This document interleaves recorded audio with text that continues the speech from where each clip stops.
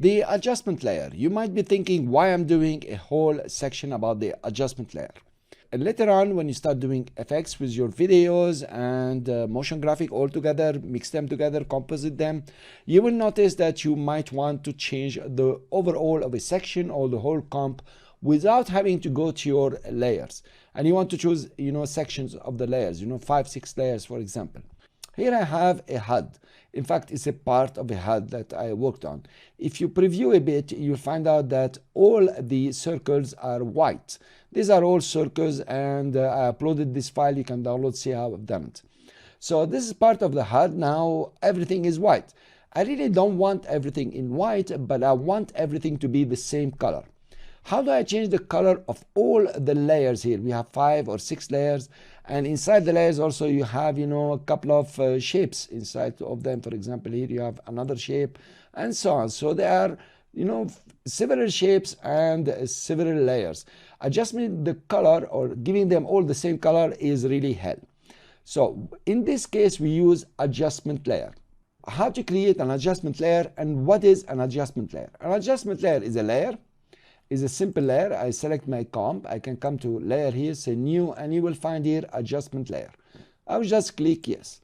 So we have here a solid layer. Notice the directory solid has been created and it's written adjustment layer 1. Actually, it's a solid with the switch here of adjustment layer on. If you put it off, it's no more an adjustment layer, it's just a layer, a solid layer. Put it on. Now, the function of an adjustment layer is to take any effect that you put on the adjustment layer. Actually, is not any effect. Not all of them will work, but most of them. So any effect that you will put on the adjustment layer will also be applied on the layers below. As simple as that. But it's very powerful. So if I put my adjustment layer on top, then I introduce an effect on the adjustment layer, all the layers below will be affected. In this case, the easiest example is to change colors. Let's go to Effect and Preset and try to use, we have color correction here, but actually we will use Tint. Tint is a very easy effect to use. I will take Tint and drop it on the adjustment layer. Now Tint has 2 options only. It says map black to another color, map white to another color. So if you change the white here, for example, you make it red, notice everything is changing. Let's make it a nice color, for example, yellow bright. Cool.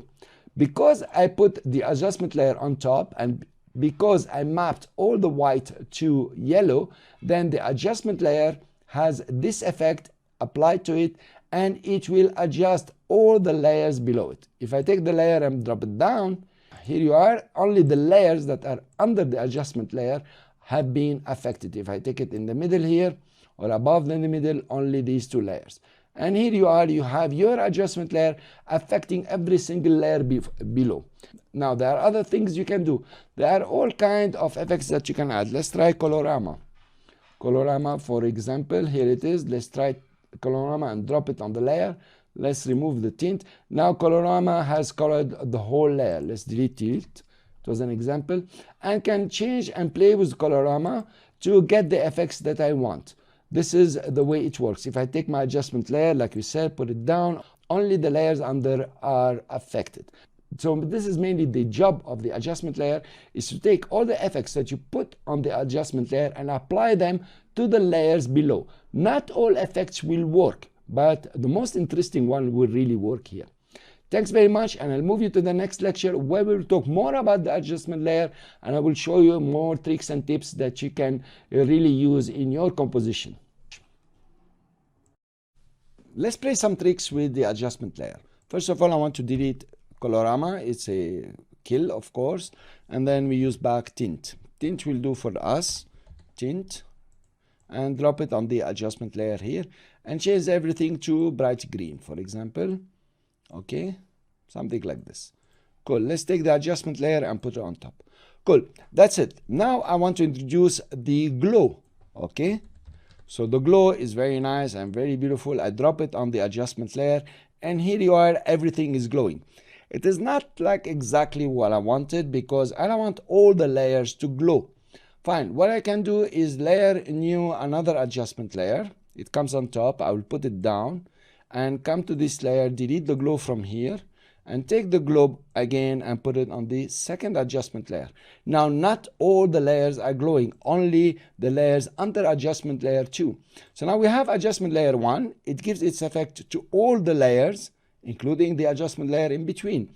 But of course, it's not seen the adjustment layer here. Now, if we go to the second one and hack the glow or change the alpha channel or do something, it's gonna affect the rest. Now, you have an adjustment layer here that has green, but that is a layer. If I remove, it's a solid layer. Cool. So I will come to star here and draw a star. I will press in the middle and try to draw it. And here you are, you can use your cursor to add and make it a bit thicker, for example. Okay, any kind that you want, that's okay. Something like this. Cool. Now notice exactly what happened. If I deselect, only whatever is in the mask has been adjusted. So you can apply a mask to the adjustment layer. Now, better than that, you can come to rotation, for example, keyframe the rotation, go after a few seconds or at the end, and give it 3 rotations. Now, actually, I'm rotating the layer. Don't look at the layer. Don't look at the how it's going to rotate. Just watch what's the color are doing. Now, this is a fantastic animation now, just with an adjustment layer and a mask. Look what happened now. I'm just colorizing certain areas and moving areas of all the layers below.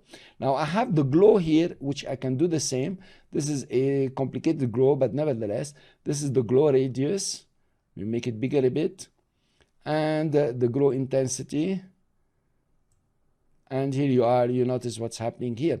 So actually using the adjustment layer to adjust other layers or to introduce effects without touching the layers is very practical and very convenient when you have several layers. Now there is more than that. If you have a couple of videos there and you have made a merge or a blend, then you want to adjust the colors or you want to adjust the glow or maybe even the blur, you can really do that very easily with the adjustment layer. Let's move on to the next lecture where I'm going to show you a couple of more tricks that are very important. Hi, and here you are with another example on how to use the adjustment layer. Just something to open your eyes and to make you, understand how you can use the adjustment layer. I just don't want to explain it to you and then you forget about it. I'm going to give you good examples here. I hope so. So I have here a composition. It has the ghost. Hopefully you have done your section about blending. If you didn't, then you're gonna get confused here. So please go back and do the section about blending and try to understand what are the blending modes. Cool. So I have my ghost here. Under the ghost, I have another layer. It's called the cloud. So what I will do to be able to see the clouds, I want to merge this one. I want to screen. Screen is good, but not good enough. Let's do a linear dot. Linear dot, you can see it very nicely. But now this layer is not in the middle. I'm gonna push it over here, for example. It doesn't matter, and make this one a bit bigger. Cool, something like this. Fine. So now I have my two layers here, one on top of each other. I'm very happy from this, but it's a bit too much. This picture is very, how would I say, non-blurred. So I need to introduce a small blur just to make it better. Let's do blur here. We choose blur. I'm gonna use the fast blur. This is the fast blur, is down here usually. Here you are. I'm gonna drop it where?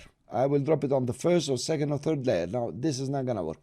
What I will be doing, I'll take layer, come to the comp, take layer, new, and I will say adjustment layer.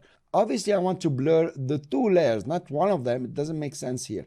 So I will take the blur and drop it on the adjustment layer. And if I hack it just to show you, notice both videos have been blurred, and that is fantastic. You have to introduce the blur on each one of them. So I'll take the blur to reasonable values like 6, 7, not even. Let's say 5 will do here. Yeah, 5. 5 is cool. Even it's too much, let's make it 3. Now 3 makes sense. Everything is blurred. Now we go to introduce the fire because I want to burn everything. I love burning things. So I introduce the fire, and here maybe I will use overlay. Okay, it's a overkill for our example, but yet it's very beautiful. Let's leave overlay. Now I've done all this. I'm very happy, but somehow I am not satisfied from the image. I want to change it totally. So, give it more texture, if you want to say. So what I will do with that, I will come and use the vector blur.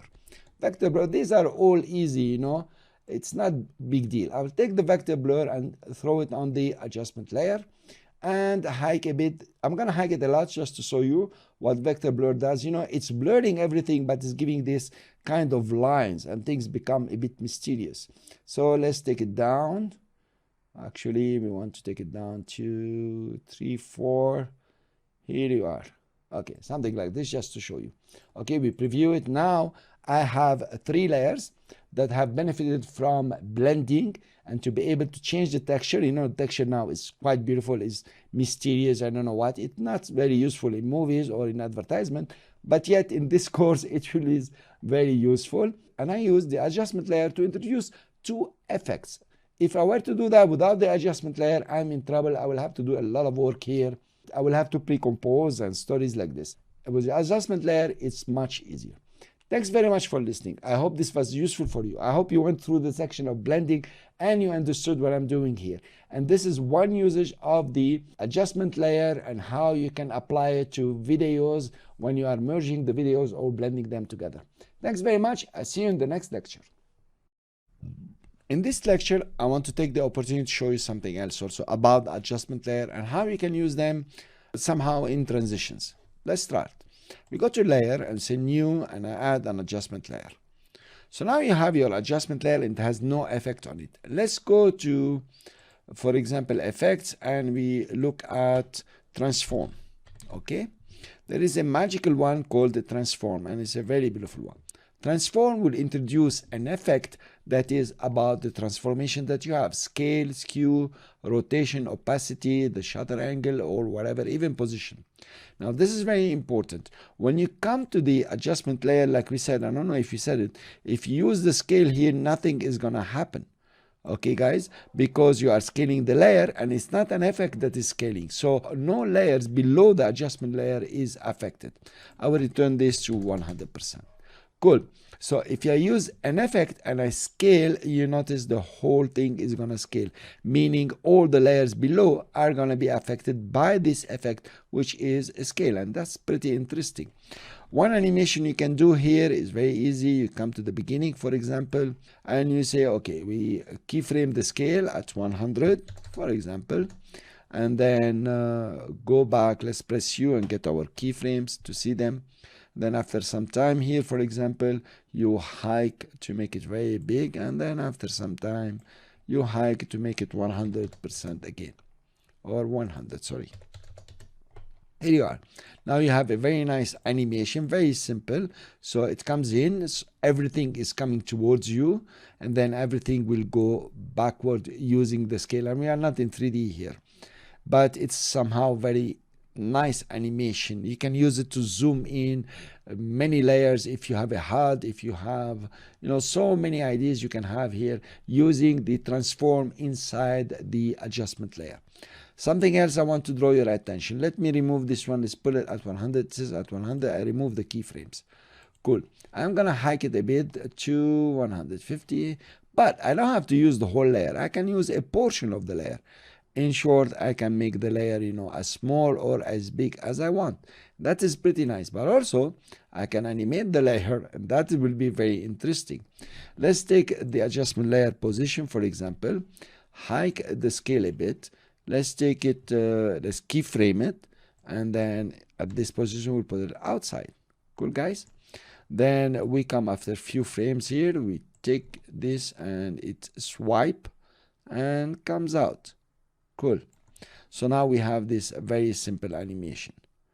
Cool. Fine. Then let's come after a few seconds here. Keyframe again. Then move a bit in the timeline. Hold it and take it out. So it is outside the comp. Notice what's happening is like it is sweeping totally. Fine. I will take my ghost layer, open opacity, press T. And at the beginning here in the opacity, what I want to do, let's zoom in.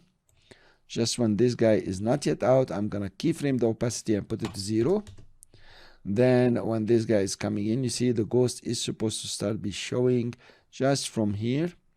Okay, that's cool. Then when it comes here, I want the ghost to be 100%. Here you are. Notice it is like this layer has introduced the ghost. And then when you come here, we keyframe again at 100%, and before it comes out, let's say over here, in fact here we want it at 0%. Now notice what's happening, guys. It's amazing.